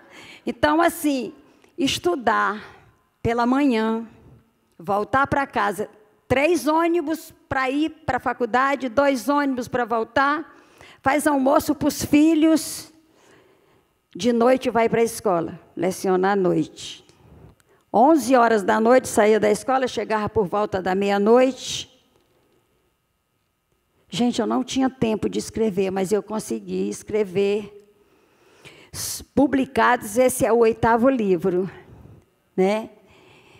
E eu não tinha editora para publicar meus livros. Tinha um grupo de poetas, porque eu fiquei muito indignada, porque Grajaú só tinha alegria em tempo de campanha política. Aí tinha carreata na rua, o pessoal dançava, brincava. Acabou a eleição, todo mundo ia para a toca de novo. Aí eu fiquei com raiva. E aí eu criei a carreata poética. Eu coloquei uma faixa na frente da minha casa, olha, precisa-se de poetas. Pasmem, 28 poetas se inscreveram.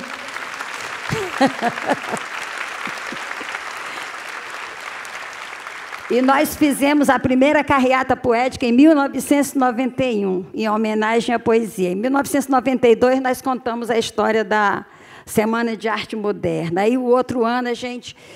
Aí, então, a última carreata foi em homenagem aos tatuadores, né? Porque, como isso que eu vou falar agora, por favor, não me levem a mal, não estou no terreno do metafísico, não, é aqui. Nós, acima de nós, humanos, nós não temos ninguém para idolatrar. Então, nós precisamos idolatrar uns aos outros. E idolatrar uns aos outros é reconhecer as qualidades uns dos outros e nos irmanarmos. Porque eu aprendi com meu pai. A gente é fraco quando está só. Mas quando a gente pega a nossa fraqueza, a fraqueza do outro, do outro, do outro, do outro, se transforma numa força. Então, foi isso que eu comecei, naquele movimento lá no Grajaú, fazer essa força. Então, como é que eu ia ter tempo para escrever, gente? Por isso que eu falo, alguém tem que me estudar. Eu dormia uma média de 3 horas por noite. Eu tinha uma disposição assim. A minha filha, ela dizia assim, mãe, pelo amor de Deus, o meu filho que está ali, o Cleito, quantas vezes ele falou para mim, mãe, puxa o freio de mão. Mas eu não conseguia. Meu Deus, as duas aqui, né? Uma acorda 3. Eu não conseguia. Mas eu escrevi e vou continuar escrevendo, viu? Enquanto vida eu tiver, enquanto eu tiver lucidez, tiver olho para ver, coragem não me falta. Porque eu sinto que a gente tem que fazer jus a essa existência. Eu não existo por acaso. Tem uma razão de ser, né? É isso, gente.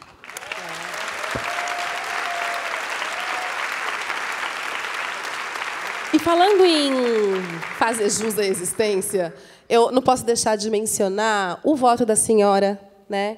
No julgamento recente, que envolveu a condenação do ex-presidente por um golpe... uma tentativa de golpe de Estado.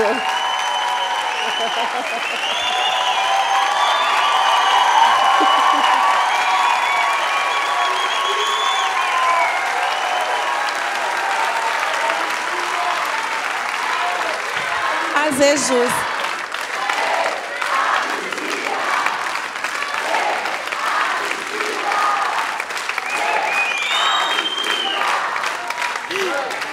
E aí, eu gostaria de destacar a sua sempre reverência à literatura, né? Porque foi um voto necessário, sabemos, decisivo, importante, mas com muitas citações e referências literárias, né? Então, a senhora citou o escritor Afonso Romano de Santana, a historiadora Heloísa Starling e o filósofo Newton Bigton, alguns das suas referências. Todos mineiros, inclusive, eu acho que tem aí uma questão.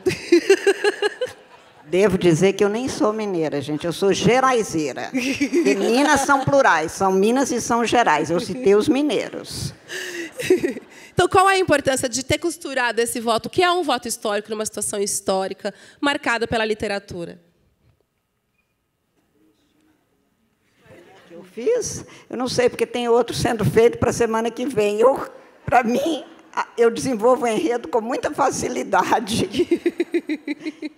Eu não sei, voto é o seguinte, é diferente de uma outra escrita, até escrita no direito, né?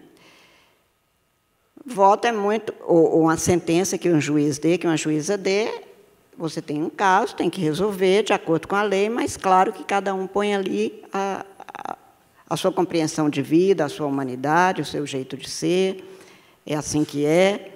Bom que a gente seja julgado por órgãos colegiados, plurais, porque não há uma percepção única da vida. A ideia, portanto, de que alguém está dependendo disso que a gente está decidindo não é uma tarefa fácil, é uma tarefa de muito mais de sofrimento. Como eu disse hoje de manhã na USP, eu dizia aos procuradores de Estado, eu fui muito mais feliz no período, profissionalmente, eu digo. Eu não tenho nenhum compromisso com a infelicidade, de jeito nenhum. Acho que é um pecado alguém achar que está aqui, que pode sofrer e que a vida é uma... Não acho. Acho que nós devemos buscar, todos nós, temos o direito de buscar ser felizes, mas, profissionalmente, claro, como procuradora de Estado, como advogada, é muito mais leve. A função de julgar para alguém com o meu temperamento, do jeito que fui criada e do jeito que eu fiz com que me criaram, é uma tarefa muito difícil. Como é que você prepara um voto? No meu caso, é a partir de um estudo do caso e eu ponho no voto aquilo que o jeito que eu tenho para dizer. Hoje nós temos uma tentativa no mundo inteiro, não é só aqui, de explicar para as cidadãs, os cidadãos, aquilo que nós estamos decidindo, porque a linguagem jurídica é hermética, como a linguagem médica é hermética também, é muito fechada.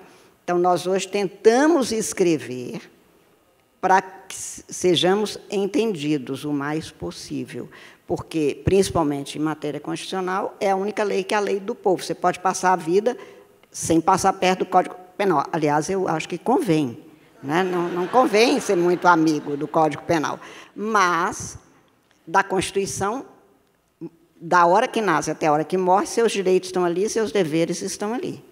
Então, nós tentamos falar o mais próximo possível. É uma ordem até da ONU, uma das ODS chamadas, é tornar a prestação da justiça compreensível para todo mundo. Eu levo isso a sério porque eu não acho que o que eu escreva tenha que ser lido por um advogado de alguém que vai traduzir para ele. E eu sei que, muitas vezes, o que a gente escreve não é mesmo. Quando eu entrei no Supremo, quase 20 anos atrás, os jornalistas que ficavam lá várias vezes falavam assim: ministro, o que vocês decidiram lá mesmo, só para eu entender? Até que eu fui para o eleitoral a primeira vez, porque aí eu estou falando com o candidato a vereador, com o candidato, né, que são as partes naquele processo. E no período das eleições, às vezes, a gente tem sessões que duram até meia-noite, 1h da manhã, o advogado faz sustentação oral e tal. Um dia, saindo 2h da manhã, o secretário avisa: ministra, tem um vereador do município tal, pediu para falar com a senhora a palavra. Não, meu filho, 2h da manhã, não, eu não sei nem meu nome mais. Acabou a energia toda. Não, mas ele falou que ficou assistindo desde 7h da noite até agora. Bom, então... Pois não, vereador. Ele disse: ministro, eu assisti, adorei a sessão, porque ia julgar um caso que eu sou interessado, mas eu assisti tudo, gostei muito, só quero saber uma coisa: eu ganhei ou perdi? Não pode ter um atestado maior, porque eu, como presidente, eu sou obrigada a ter uma fórmula legal, que é assim: proclamo o resultado. E eu entendo perfeitamente que dizer que embargos declaratórios recebidos com efeitos infringentes para dar provimento ao agravo regimental no RESP, só quem é muito especializado.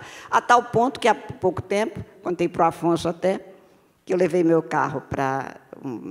deu um barulho qualquer, eu sei dirigir, eu não entendo nada de carro, mas sei dirigir, adoro dirigir. E aí começou a dar um barulho, eu levei para um mecânico. Imagina, uma mulher, uma velhinha, chega lá com o carro... Ele olha meio com desdém. Falei: olha, tá dando um barulho, eu acho que é na parte da roda traseira do passageiro. Ele falou: deixa aí, nem olhou para mim.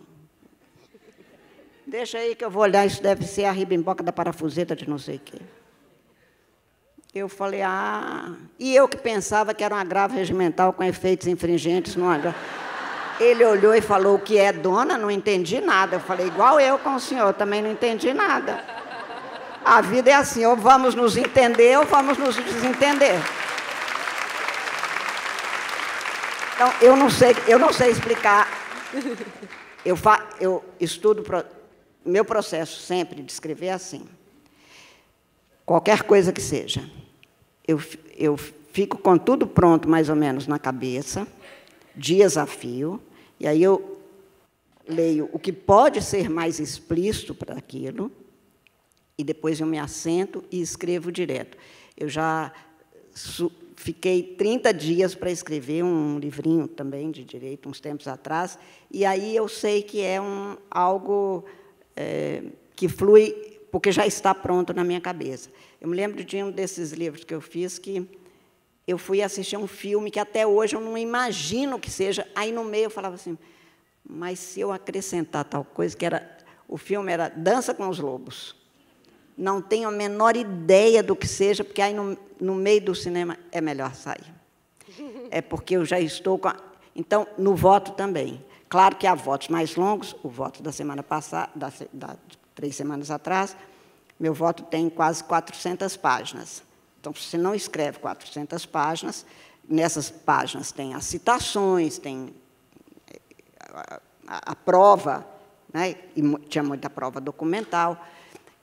Então, você não escreve de uma vez, mas a construção está pronta na minha cabeça, como a semana que vem está pronta na minha cabeça. Então, é assentar e escrever mesmo, né? Mas, realmente, não tem fórmula para isso, cada um faz de um jeito. Tá. A gente está chegando ao final do nosso Sempre um Papo de hoje. Eu gostaria de deixar uma pergunta para encerrar, e aí as senhoras já podem fazer as colocações finais, o que as senhoras quiserem concluir. Mas o que a menina que vocês foram e ainda são, já que serão centenárias, ainda querem muito realizar, assim, dessa menina que ficou lá atrás, em Minas Gerais, né, no Ceará, o que vocês ainda querem entregar para a gente? E aí vocês podem encerrar. Tá bom? Bom, eu acho que o meu sonho que eu tenho hoje, ainda que tive, acho que desde sempre, era de que no Brasil, e hoje tenho isso muito certo, que no Brasil nós não tivéssemos que ter nem notícia de alguma criança que não pudesse ter acesso a letras, acesso a livros, para ele se fazer do que ele quisesse e escrever sua história com as letras que ele quisesse. Há 2 forças que eu acho que fragilizam o ser humano. Nós sabemos da instabilidade da vida, nós criamos toda uma circunstância, um ambiente para ter a ilusão de segurança, que é muito uma ilusão, porque há a morte, há o imponderável, há o que é o processo da vida, que eu acho que a dor de viver faz parte, para a gente ter a alegria de viver também. Mas eu sei que o medo e a vergonha nos deixam em posição de fragilidade sempre. E eu sei que não ter acesso a um mínimo de conhecimento, e eu estou dizendo o mínimo porque o máximo ninguém chega, muito mais nesses tempos em que o que eu sabia ontem, na hora que eu vou deitar, já não é suficiente para nem o meu desempenho profissional no dia seguinte, mas que não ter acesso num país como o nosso é uma atrocidade que se pratica, com a conivência de todos nós. Somos todos, em grande parte, vítimas, em grande parte, responsáveis por tudo que acontece, claro, no país. E uma vez eu saí de um oculista, e eles pingam aquelas coisas para te deixar cego, eu acho que é para no dia seguinte você achar que melhorou muito só de ter ido no oculista, porque eu não entendo por que eu entro ótima, saio de lá sem enxergar com aqueles colírios. Mas aí eu tentei tomar um táxi, não conseguia, e aí eu resolvi, tem uma Avenida Barbacena lá em BH, e eu tinha um ponto de ônibus, pegar o primeiro ônibus que passa para perto da minha casa.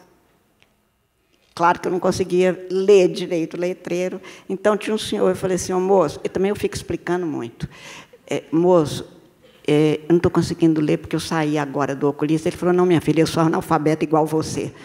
Pode falar a verdade.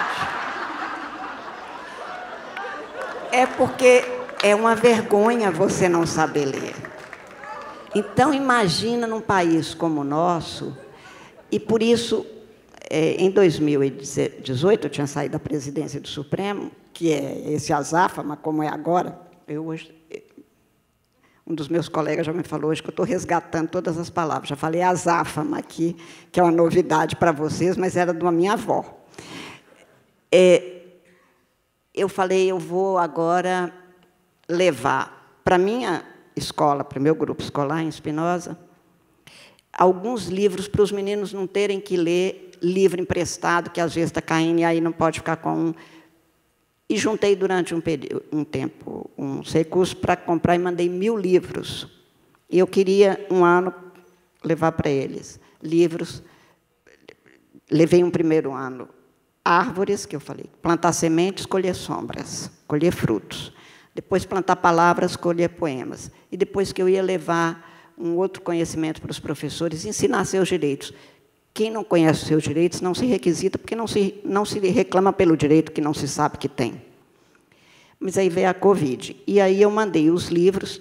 No primeiro ano eu tinha ido com ele com 1000 mudas de plantas, e cada um plantou uma árvore para ser dono daquela árvore na cidade. Em 2020, então, veio a Covid, eu mandei os livros, e um dia a professora, que é uma craque, que eu adoro, ligou e falou, olha, Carminha, o Francisco está aqui, eles estão isolados, mas nós distribuímos os livros, e ele pegou o livro que ele pegou, porque antes era copiado, não podia levar para casa, não tem livro para todo mundo. O Francisco pegou o livro de Cecília Meirelles. O Afonso sabe desse caso, que eu já contei para ele. E aí ele queria falar para você uma coisa. E aí ele veio à escola, que estavam as escolas fechadas, para no telefone me falar. E ele disse, olha, eu li, eu já sei ler, e eu li um poema, e nós descobrimos uma coisa que a minha mãe falou, tem que falar com ela, para ela descobrir isso. Porque é uma coisa tão boa para a vida, e a minha mãe descobriu que vai ser a palavra da nossa vida, e a gente achou que talvez possa até você também descobrir se é a sua. Diga, Francisco, qual é? No poema tem a palavra maravilha. Olha que palavra mais linda, Carmen. Agora essa vai ser a palavra da nossa vida. E hoje o meu sonho é que em cada município brasileiro tivesse uma biblioteca, como a minha mãe quis, como a minha avó quis, e que nós até aqui não conseguimos chegar. E hoje eu tenho agora uma renca de sobrinhos e sobrinhas que começa também a fazer proliferar a ideia. Eu digo, eu não quero uma grande biblioteca, eu quero um cantinho na cidade que tenha uma plaquinha escrito biblioteca. E ali tem alguns livros para que outros franciscos tenham no Brasil. Eu acho que o que eu mais quero hoje não é nada para mim, nem para os dos meus afetos. Eu acho que o que eu mais quero nesta vida é que a gente pudesse ir dormir sabendo que tem um país, que não tem nenhuma criança sem escola, que não tem nenhuma criança indo dormir com fome, porque o escândalo é um escárnio, isso, num país como o nosso. E aí eu fico pensando que a gente fica aprendendo desde, no meu caso, como eu disse, 5 anos de idade, aprendendo que esta é uma pátria mãe gentil, e que nem sempre é gentil com todo mundo, não foi gentil com a minha geração, que passou por ditaduras, mas eu fico me lembrando de algo do meu queridíssimo Guimarães Rosa, que Manuelzão e Miguelim conta quando e eu falo sempre que a mãe é o ser mais solidário. Eu que tive um super pai, que foi pai e mãe quando a mãe morreu, mas eu não conheço algo mais intensamente sublime do que a solidariedade das mães. E em Manuelzão e Miguelim, ele conta quando o irmão dele teria tido um machucado numa brincadeira com ele, ele achou que era um machucado, amarraram ali um pedaço de pano, mas o menino depois adoece, o irmão adoece, ele fica, a casa vai ficando mais escura, ele vai olhando pela fresta, e, num determinado momento, ele narra quando faz um silêncio na casa, que o leitor sabe que o menino morreu, e ele, olhando por uma frestinha numa porta, ele vê a mãe dele andando com o corpo do filho, já morto, portanto, para dar um banho naquele corpinho morto. E ela quase faz esbarrar o pezinho, ainda com aquele pedaço de pano, do machucado que ele tinha feito nos dias antes, e ela cuida para que não esbarre. Porque dessa leitura o que fica é que o amor é muito além da vida, verdadeiramente além da vida. E que, talvez, ao invés de a gente pensar o Brasil como a pátria-mãe gentil, pensar como Vinícius, que dizia, não te direi teu nome, pátria minha, teu nome é pátria amada, vives em mim como uma filha que és. A Ilha Brasil, talvez.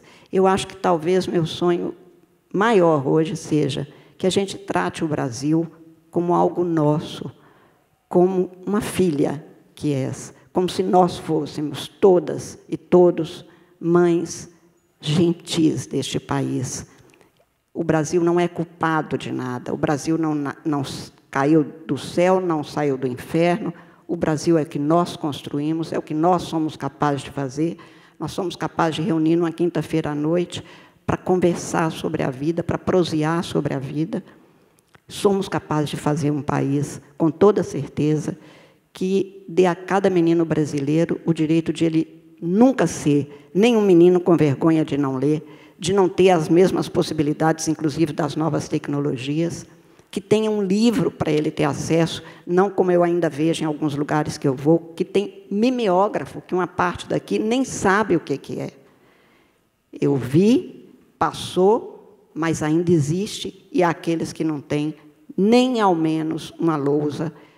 E o que eu quero ainda da vida é isso, que as meninas possam ser as meninas que quiserem, os meninos possam ser os meninos que quiserem, mas que seja um local em que nós podemos ser modelo para o mundo, não apenas da urna eletrônica, que já é um modelo para o mundo inteiro. Nós somos matriz, e nós não estamos acostumados a ser matriz, mas nós temos chão, nós temos céu, nós temos água que ninguém tem, nós temos sol, mas é preciso que a gente faça o sol brilhar dentro de cada um de nós, para a gente fazer deste uma pátria amada por todos nós. Eu acho que a única coisa que eu quero é que, quando eu for embora, o meu sonho desta pátria tão gentil com todo mundo seja passado para o outro, e que os meus estudantes de hoje, que os meus sobrinhos, netos já de hoje, continuem mantendo o sonho deste Brasil. Eu adoro este país.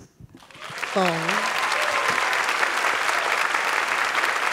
E agora, para a gente encerrar a noite, antes que o Sesc expulse a gente, o seu sonho, por favor, Maria Filani.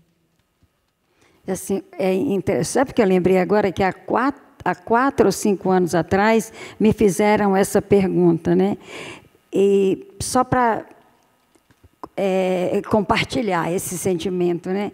Que o sonho depende do momento que a gente está vivendo, né? Então, há 4 anos ou 5 anos atrás, qual é o seu sonho? Eu falei, é viver o suficiente para ver o meu neto completar 18 anos. Porque o meu filho perdeu a mãe, e meu neto, ele tinha 14 anos. E eu não queria que ele ficasse órfão de mim, já estava órfão da mãe, né? Então, o que eu queria era que ele completasse, que eu queria vê-lo crescer, né? Agora, hoje, o meu sonho é que a gente consiga extirpar a violência, porque é assustador como nós somos belicosos, não é? Eu falo nós enquanto a humanidade, como nós somos intolerantes, como nós somos racistas, misóginos e muitos outros sentimentos horríveis, né? Então, e nós não somos isso. Na realidade, nós não somos isso. Todos nós somos luz. Todos nós carregamos aqui dentro uma centelha de luz. Nós somos luz. Mas eu não sei o que acontece, que a gente alimenta essa coisa da violência e a gente fica com medo. Com medo de ir para a rua, quando que a rua deveria ser a extensão da nossa casa. A gente tem direito à rua, a gente paga impostos para ter aquela rua, e a gente não pode ir para a rua, tranca os filhos dentro de casa. Então, é muito complicado, né? Então, eu sonho com que essa violência, sabe, se dissipe, que a gente seja mais afeto, né? Ontem eu estava conversando com os professores e eu falei assim que a gente precisa amar, mas não é amor no sentido romântico da coisa, é um amor ético. Eu não sou obrigada a gostar de você, mas eu sou obrigada a te respeitar, a te valorizar, a reconhecer os seus feitos, não é? Então eu sonho com isso. Eu sonho que a gente possa ir para a rua, que a gente possa ficar brincando na rua, botar a cadeira na calçada, e que a gente não veja mais os nossos irmãos vagando pelas ruas para o destino de ninguém. Esse é o meu grande sonho, que a gente não cometa mais violências e que essa violência da rua, que não é lugar de se morar, que eu não sei por que isso acontece em todos os lugares do país que eu tenho a oportunidade de ir, eu encontro meus irmãos deitados no relento, exposto a tudo. Eu sei que eu não vou viver o suficiente para ver isso, mas eu vou desejar que as próximas gerações vejam isso, né? Porque a gente não pode perder a nossa humanidade. A gente não pode perder a identidade, mas também não pode perder a humanidade. Na hora que a gente sair na rua e a gente puder ficar até tarde proseando, e que a gente não tropece mais nos nossos irmãos que não tem para onde ir, né? Porque todos nós somos responsáveis por tudo que acontece, né? Então, esse é o meu grande sonho, que a gente seja mais tolerante, mais amigo, mais afetuoso, e que a gente consiga tirar os nossos irmãos das ruas e proporcionar dignidade para eles. Obrigada. Obrigada. Então, muito obrigada, professora Maria Villani. Muito obrigada, ministra Carmen Lúcia. Muito obrigada, Sempre um Papo, por mais uma edição. A gente tem, no dia 11 de novembro, mais a nossa última edição do Sempre um Papo, com Drauzio Varela e Wanda Witotô. Estão todos convidados, venham, revenham. Tenham uma boa volta para casa. Obrigada pela presença e bom caminho para todos nós.